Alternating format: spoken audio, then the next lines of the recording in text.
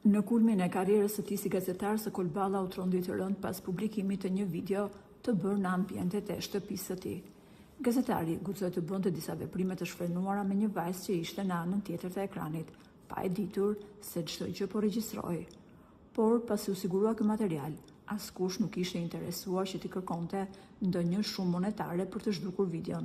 Qëllimi ishte i qartë: shpërndarja e videos dhe dëmtimi i mashit. Tashmë kanë dalë në dritë detajet të tjera, duke filluar nga përplasja e Ballës me shokun e tij të ngushtë e deri te vendimi i gjykatës. Personi që ka dalë menjëherë në mbrojtje të Sokol Ballës ka qenë juristja Eni Çobani, e cila ka deklaruar se gazetari ka qenë në shtëpinë e tij dhe jo në ambientet e punës, dhe deri këtu çdo gjë është okay. Por vet Balla e ka çuar çështjen në gjykatë, e cila pas një hetimi të gjatë ka konstatuar se video fillimisht është shpërndar në Kosovë e më pas në Shqipëri.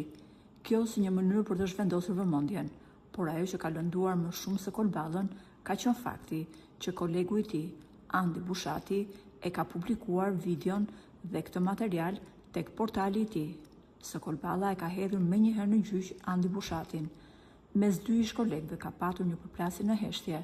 Kjo pasi Andi Bushati prej vitesh bashkëton me gruan e parë të Sokol Ballës, me të cilën ai u divorcua 2 vite pas martesës. Sokol Balla i kërkoi gjykatës që të urdhëronte Andi Bushatin që të fshinte videon e tij nga portali që e kishte publikuar. Gjykata i dha të drejtë Ballës dhe urdhëroi Andi Bushatin që të fshinte videon, ndërkohë që u mësua se vajza që kishte bërë videon ishte nga Kosova, por për arsye privatësie, emri i saj nuk u bë publik nga gjykata.